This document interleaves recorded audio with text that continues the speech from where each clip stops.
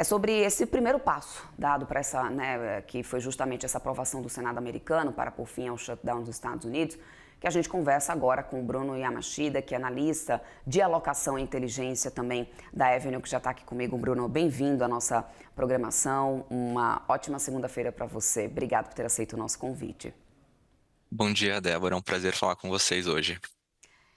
Dia, aliás, importantíssimo, né, Bruno? Ou seja, já começamos essa segunda-feira, aliás, né, com uma notícia que acho que estava sendo amplamente aguardada lá nos Estados Unidos e no mundo todo. Senado americano aprovando, então, esse projeto que pode ser que é o primeiro passo para o fim desse shutdown, que já é o maior da história.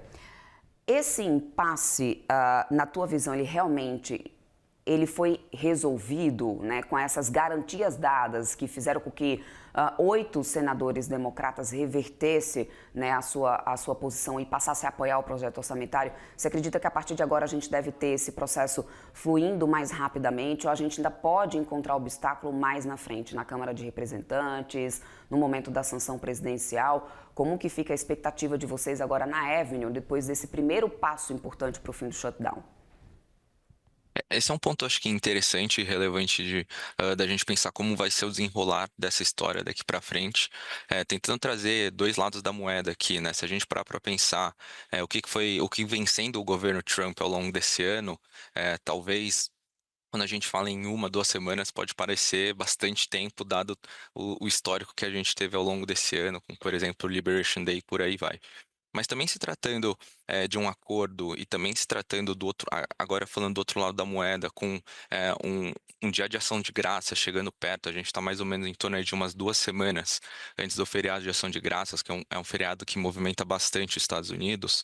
É possível que a gente começa a ver um desenrolar e começa a ver alguma certa conclusão em torno do shutdown. Acho que, como você comentou, ainda tem alguns passos para isso acontecer.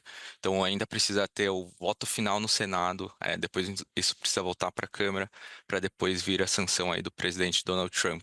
Mas eu diria que pela importância do feriado que está vindo por aí e pela importância e o impacto que o Congresso americano sabe que pode ter em relação a essa paralisação, eu acredito que pode ter sim um desenrolar do shutdown, né, nesses próximos dias e nessa próxima semana. Bruno, a gente teve o Kevin Hassett afirmando que o impacto desse shutdown foi bem pior do que o esperado. Quais setores da economia americana mais sentiram o efeito dessa paralisação, né? De que forma isso também, obviamente, reflete nos indicadores recentes que a gente ainda tem acesso, né, de confiança e fim do setor privado, porque também no final temos, né, a paralisação da divulgação de dados oficiais pelo governo americano. Mas quando ele fala que foi pior do que esperado, foi pior em que sentido? Impacto financeiro? Qual volume? Vocês conseguem ter uma mensuração aí na Avenue? Como que vocês olham para essa declaração do Kevin Hassett? Eu acho que o primeiro ponto é também ter uma leitura de que pode ter um lado um pouco mais político dele para tentar trazer uma pressão maior para o Congresso para chegar em um acordo, igual a gente viu ontem à noite.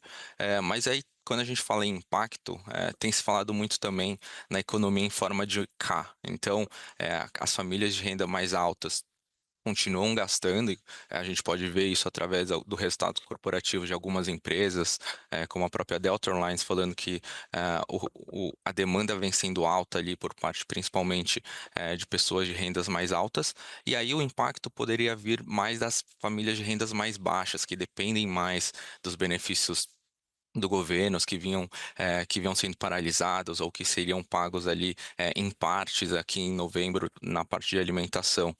Então é muito provável que esse impacto poderia vir mais das famílias de renda mais baixa, mas a gente consegue enxergar isso, por exemplo, semana passada, principalmente, por exemplo, com o dado de confiança do consumidor, que vai trazer uma leitura ali um pouco mais qualitativa de como vem sendo o sentimento das famílias americanas em relação à economia e os próximos passos e quão confortáveis o consumidor americano está olhando aí para os próximos 6 a 12 meses. Ali a gente viu que teve uma leve piora na margem, um pouco por causa do shutdown, mas acho que conforme a fala do próprio Powell na última entrevista dele, que foi na decisão de política monetária, esse impacto também do shutdown ele costuma ser temporário a partir do momento que a gente chega numa resolução.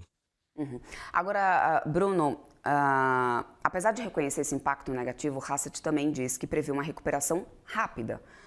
Você concorda com essa leitura? Ou seja, o mercado de trabalho, consumo interno, enfim, a economia americana tem fôlego para poder reagir rapidamente a essa interrupção? Lembrando que a gente ainda tem um cenário de um tarifaço, né, iminente desde o início do ano, mexendo literalmente com todo o cenário comercial global. E, além disso, é preciso lembrar que a gente já tem agora o maior shutdown da história. No penúltimo, agora maior, eles não tinham conseguido reverter totalmente o prejuízo, né? Qual que é a expectativa de vocês sobre isso? Quando a gente analisa até os dados do mercado e análise de grandes bancos também em relação ao impacto do shutdown, ele realmente tende a ser mais temporário. Ainda assim, mesmo com uma estimativa ali que se tivesse um shutdown em torno de 6 semanas, que é quase para onde a gente estava seguindo até o acordo que a gente teve ontem à noite, ainda assim o mercado projeta um crescimento de PIB real para o quarto trimestre de 2025 em torno de 1%, e ainda com uma recuperação para o primeiro TRI de 26, dado que os trabalhadores começariam a receber de volta, né, todos os salários, e aí os trabalhos, as paralisações seriam voltadas ao normal ali progressivamente. Então, mesmo com o impacto de tarifa, mesmo com esse impacto que a gente teve dos 40 dias de shutdown, o mercado ainda estava estimando ali em torno de um crescimento de PIB para esse quarto TRI em torno de 1% real. Então, é claro que a gente teve um impacto, mas ainda assim a economia americana se mostra bastante resiliente, mostrando que pode continuar crescendo e que ainda a gente pode ver até uma reversão um pouco mais forte para o primeiro TRI de 2026. Agora, Bruno, é importante também lembrar que esse acordo que teve esse primeiro avanço, ele não é um acordo final, ele tem uma previsibilidade já até janeiro de 2026, quando a gente teria uma nova votação. Lembro que, inclusive, em governos anteriores, né, não é de agora que a gente tem visto esse impasse sobre o orçamento americano. Em gestões passadas, inclusive na gestão do Biden, a gente viu repetidas vezes ele entrando ali em articulação nos 45 do segundo tempo, conseguindo chegar a um acordo entre democratas e republicanos para não paralisar o orçamento americano. Na gestão de Donald Trump, o acordo demorou a chegar e, no final, resultou nessa paralisação de mais de 40 dias.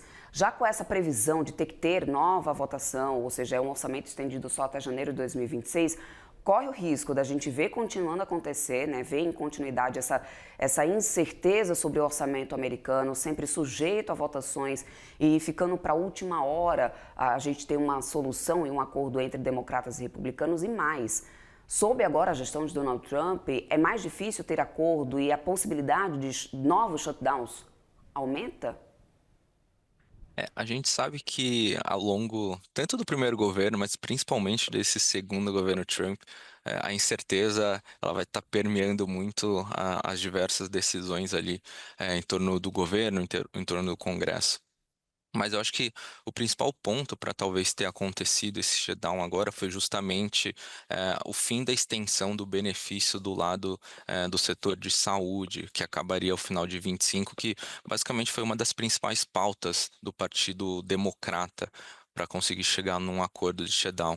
Então eu acredito que se ao longo desse próximo mês de novembro e dezembro a gente conseguir ver um acordo de uma extensão desses benefícios, e se isso não tiver um vencimento para o final do ano fiscal de 26, que ocorre ali em meados do final de setembro do ano que vem, é, talvez a gente não teria esse problema em termos do orçamento, porque esse foi o principal ponto que pegou.